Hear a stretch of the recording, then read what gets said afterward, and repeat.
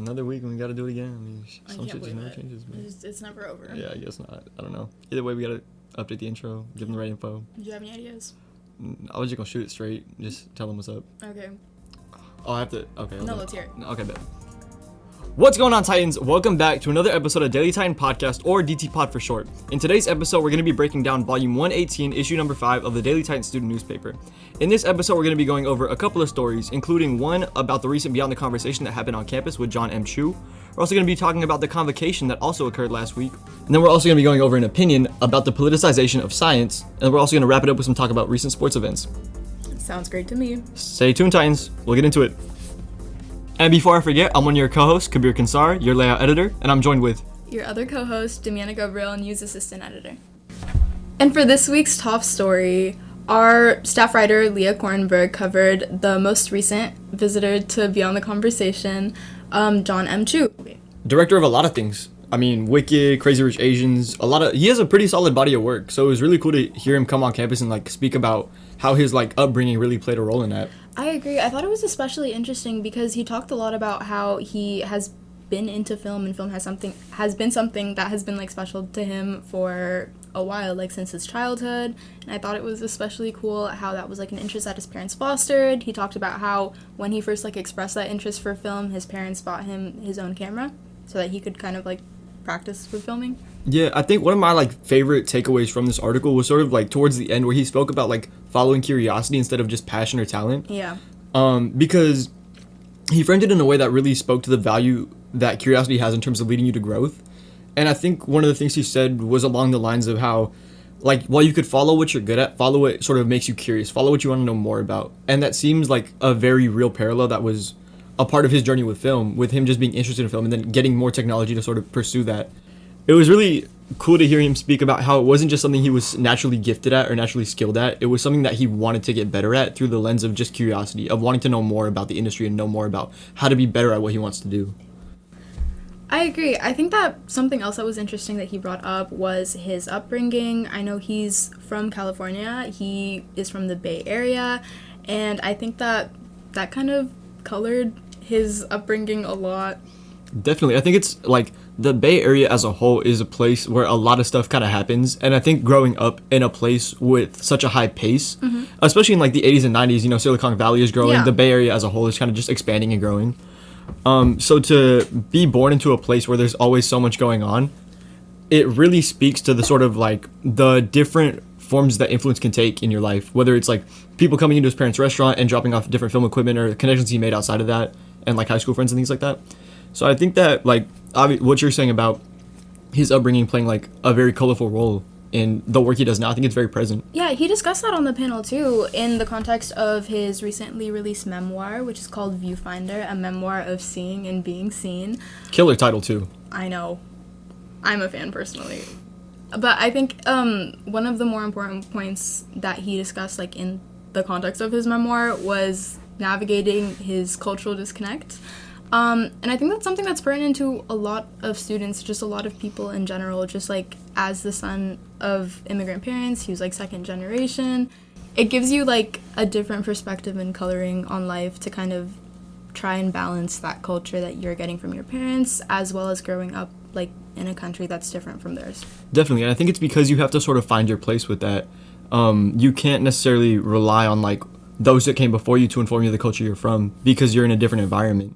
But at the same time, you can't necessarily always fully dive into the culture that you're now a part of because of where you come from and because you have a different upbringing and different home life and things like that.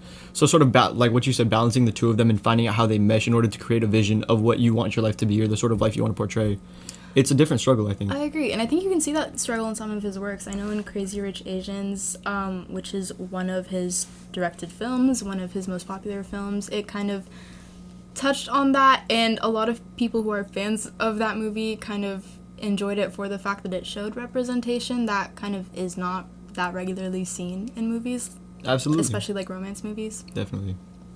Yeah, I think that overall he just led a very good conversation about the different ways that your upbringing and the things that you're curious about can lead you into growth. But I do have a question for you. If you had to write a memoir, what would you want to call it? Oh, that's a good one. You know what? I think I'd probably just title it my name. Just, really? Yeah. Wow. But then, so it would just be Demiana Ghobrial, like, title and author? Yeah. Wow. And then a huge picture of me in the book. Where necessary. I'm modeling, like, really bad. Well, you have to, yeah. What about you? I think I'll just call it The Things That Happened and the rest of the things that didn't. Oh, that's good. Yeah. There'll be, like, 4 chapters just dedicated to, like, missed opportunities. Okay. Yeah. You better get on writing that. Oh, it's already been written. Oh. Well, has it been published, though? No, we're waiting on that one. Right. I'm still adding to my list of things that haven't happened yet. Okay, well, I'm beating you to it. So. Okay, well... Damn. Unfortunately. Fortunately, though, we're gonna move on now. Okay. Sweet. I heard a rumor. What did you hear? I heard there was a major gathering of campus leaders and other important people on campus.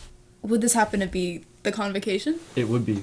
But what if I told you one of those important people is in the room with us right now? I don't think I would believe you. Really? But what if it is our own very news editor, Michelle King? Well, that changes things. I would, in fact, believe you. Wow. And what makes you believe that? I think you're a very trustworthy person. Miss News Editor of all time. I try. Yeah. So, you were at Convocation. I sure was. What'd you learn? I learned very much. Please enlighten us. President Rochon talked a lot about his plans with Fullerton Ford, which he also talked about last year at Convocation. It's just kind of the strategic plan for Cal State Fullerton for the next 5 years as of last year, so 2024 to 2029. Just kind of the steps that he would like to see the university take. Did he have any updates on like the progress of fulfilling those steps or anything? Yeah, there were 4 kind of goals that he set in motion for this year.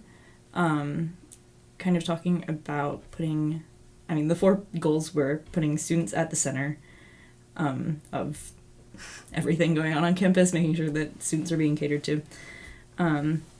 Second goal was enrollment. We have a really high enrollment. We're the largest CSU campus right now based on enrollment. The third goal was about like growth on campus. We have a lot of new buildings being built this semester, housing, and a lot of places for students to convene, do work, learn. And then the final goal was fostering a culture of care and belonging, which he really emphasized throughout the whole convocation. And yeah, those are kind of his goals for the university for this next year. Yeah. In reading the article, I saw he also mentioned a couple of things about like the current political climate that we're facing. What were his comments on that? Yeah, so he really emphasized a lot that there's obviously a lot of turmoil going on in the U.S. politically and just among people. And he really wants campus to kind of band together and create a community in this time. He talked a lot about pulling the cord, like sort of supporting other students and kind of keeping a lookout. Yeah. So he wants everyone to, it's not just up to campus leaders to point out when something is going wrong or if a student is in trouble or there's an emergency going on. It's not just him or it's not just his cabinet, but all of us are responsible as a community to kind of look out for one another. And he really emphasized that right now, especially with a lot of just interesting things happening and a lot of uncertainty, just to look out for one another. Were there any other major takeaways from him or other speakers at Convocation? Yeah, so Academic Senate Chair Matthew Jarvis also spoke. He kind of led in the Convocation, and he talked about kind of similar things to Rochon as well, of just political climate and just the community being pretty, the word that he used was hostile, that there's just a lot going on, very fragile environment going on right now, and that we just, together, we can kind of work through it. It doesn't, we can't do it individually, we can't all make things work by ourselves, but as a community, we can all kind of band together. So that was kind of the general message of all of the speakers, was that as a campus community, the best bet during this time of a lot of change going on is to kind of work through it together. So who else spoke at Convocation?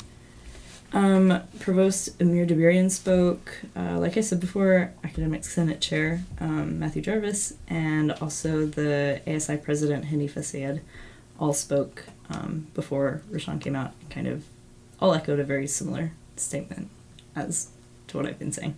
Did Hanifa Sayed speak anything about like ASI and what's happening with them or like wellness initiative stuff? Yeah, she talked a little bit about the wellness initiative and just how that will also kind of play into joining our community together, in that we are all looking out for like best interests of each other. And yeah, I mean, that was a big thing that happened in Rochon's first year as president, was him signing the ASI Wellness Initiative into action after it had been delayed for 3 years. So that's a pretty big step for ASI right now. But yeah, so she talked a little bit about that. Yeah. Okay, pivoting like back towards the Flourishing Forward plan, I know that your article kind of talked a little bit more specifically about some of the aspects of the plan that were being implemented or I guess fulfilled this semester, like the creation of some new positions and like the specific new construction that's being undergone on our campus. Did you want to talk a little bit about that? Yeah, so it was actually Amir Dabirian talked about some new developments within within the deans of colleges. They're beginning a search for 2 new deans, one for the College of Engineering and Computer Science and one for the College of Communications. And there are just generally like ongoing searches for a lot of higher up positions right now. I believe there's 3 VP searches going on. He was also talking about the new buildings that you had mentioned. Mm-hmm. There's Landmark Hall, and Sequoia Housing as well, and the Innovation Hub.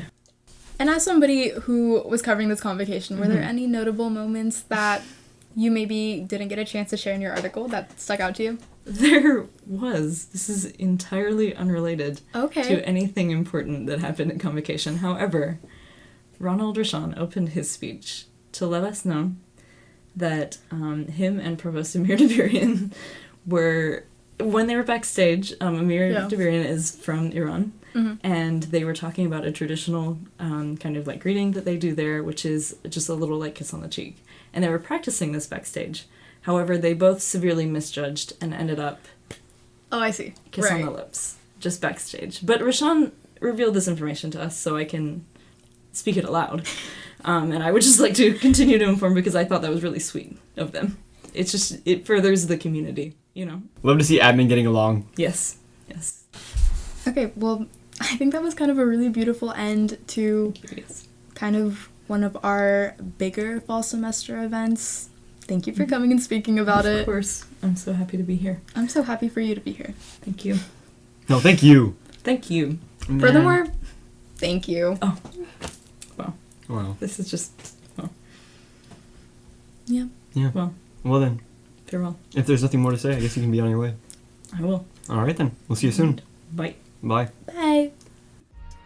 Hey Titans, this is Sergio Gonzalez, the digital managing editor of The Daily Titan. Stay connected and follow us at The Daily Titan on social media.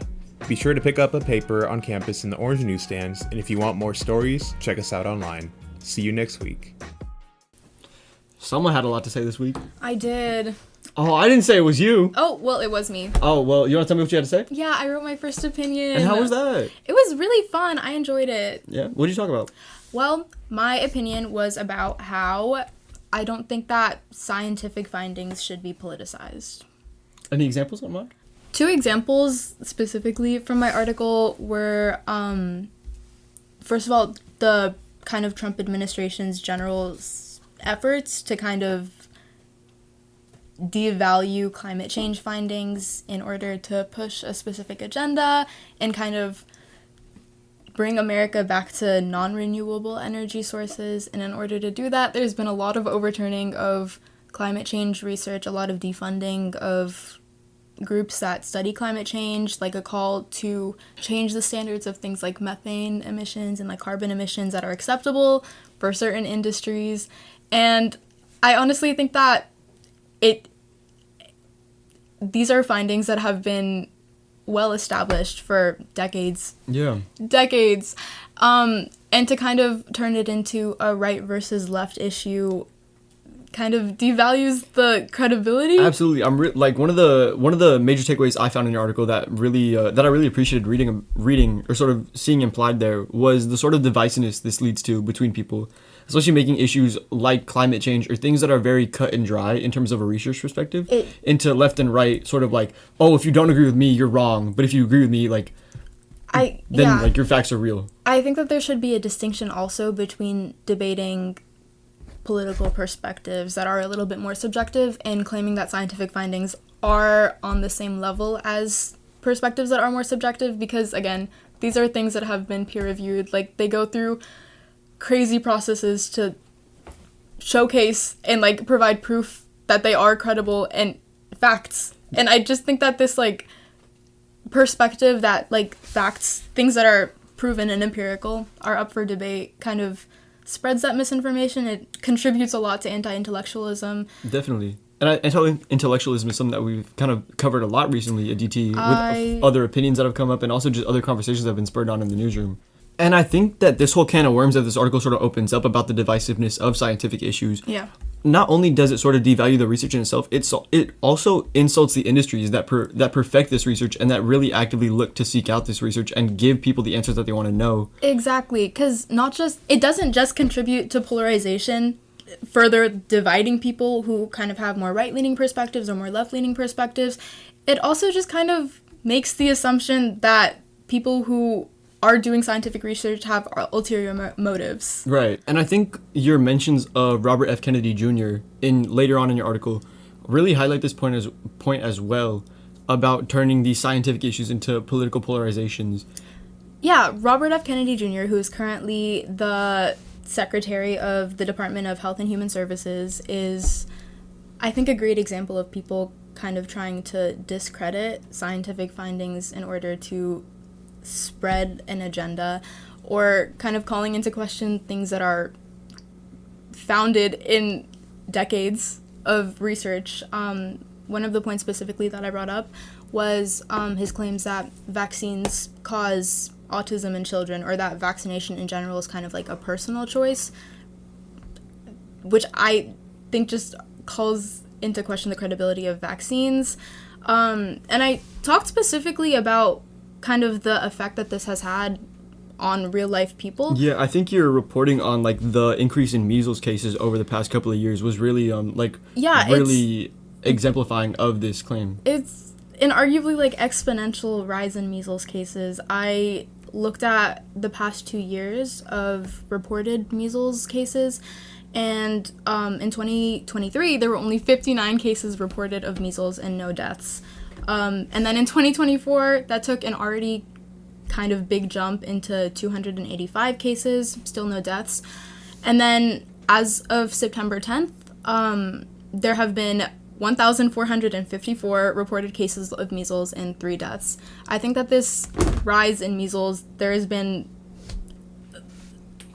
exponential, and I think that there's a direct correlation between spreading rhetoric about the questioned infallacy of vaccines and the rise in cases, because when people who are in these positions of authority are spreading this information, the people who they're leading kind of tend to put their trust in them and follow them.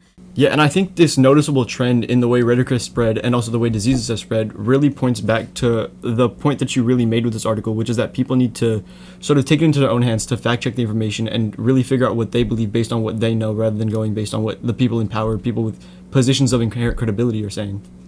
I 100% agree. That was kind of the point of my article. I just think in a time when there is an overabundance of information, it's crucial to inspect where your information is coming from, no matter the source. I think especially when it comes to people in those positions of power, it's kind of important to consider their motives, because I don't think it's crazy to say that politicians have their own motives in spreading the ideas or rhetoric that they do.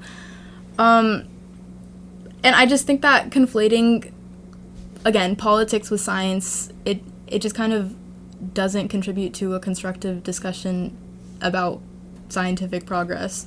I think it kind of just leaves us stagnant as a society, because it's not that people aren't like willing to learn about science. I think it's just that people get sucked into these debates, and I think once there is somebody in that like position of authority that claims that this perspective is against what I believe in, if you're following them, you kind of tend to get like sucked down that pipeline, if that makes sense. Definitely, yeah. All right. I think it's high time we just dive into sports and find out what's happening. What is happening? I wouldn't know, but you know who would? Who? Nick Wire, our sports editor at the Daily Titan. Oh, and I heard he my got some God. updates for us about men's water polo. This is crazy. Welcome. Feels so good to be back. Yeah. First time this semester. Let's go. Let's go. So tell me a little bit about what's happening in the pool. Well, they played 2 games this weekend at the Fullerton mini tournament. Won both of them. But to be realistic, the 2 teams that they played, Fresno Pacific University and Cal Lutheran, they're D2 and D3 teams. So we should note that. But also, on our side, we scored a combined 37 goals in 2 games, which Not too shabby. not too shabby. I would say that's pretty impressive. Yeah. And just being there at the first game, the Fresno Pacific game, we were much faster than Fresno Pacific, causing turnovers, going on the breakaway. It was something I haven't seen from Fullerton water polo. It was cool to see. Just like a level of intensity that hasn't been shown before? Or? Yeah, and a big reason is they play the D1 teams, Air Force, Harvard. These are like the higher level D1 teams. Brown University was one of them too. And they don't have the same amount of burst. Do you think that playing against these sort of lower division teams sort of gave them that spark after last weekend where they kind of split their games? Yeah, definitely. And it was nice to see them win a couple games. Not that they're necessarily bad. They don't have a bad record. But this is kind of a spark that they definitely needed. Definitely. And it's interesting, too, their coach at the beginning of the year in our preview, he said that that he was intentionally scheduling harder games, right? He wasn't just going to schedule wins. That's what he said. He's not just going to schedule wins. It's got to be earned. Mm-hmm. And he really believes in this team. They have a couple of graduate students, and they've returned a lot of their players, and some of the transfers that they got are already contributing. Andrew Barnuevo is one of them. And so, yeah, there's a lot of hype, I would say, around this team. This team is veteran-led, and I'm excited to see how they do in conference. Definitely. And then coming up, what's next for them? Next up, they are playing at the Cal Baptist tournament, and they play against Austin College on Friday. So they have another tournament coming up, and then shortly after they'll go into Big West. Definitely. With them playing against Austin College at Cal Baptist, what sort of division are they looking at in terms of like their opponent? I would say I would expect Cal State Fullerton to score a lot more goals. This is another lower level team, so kind of expect the same thing from this weekend. But of course, it's a road tournament. It's a different pool. Definitely. Different atmosphere. None of that home pool advantage. Yeah. So, but we can expect a team that will score a lot, will be more aggressive, trying to get steals, and hope for the best. Definitely. Always hoping for the best. I think this is all great. I'm actually really excited to see how the rest of the season unfolds. Yeah. How do you think? How are you feeling compared to like other seasons? So I'm going to say we still have not beaten a ranked team. Most of the Big West and most of California is ranked. That's just the state of California water polo. It's very, very strong competition, and we've had a couple of close games, but we've not lived up to beating those teams. I can see maybe stealing 1 or 2 wins, but we have to see it for me to believe it. So absolutely, they haven't done it yet. So something to look forward to. Another box to check off soon. Yeah, definitely. Definitely. Well, I think you've checked the box of being our sports correspondent for the night. So if you want to go ahead and head up on out of here. Yeah, thanks for having me. Thank you for coming. Thank you for coming.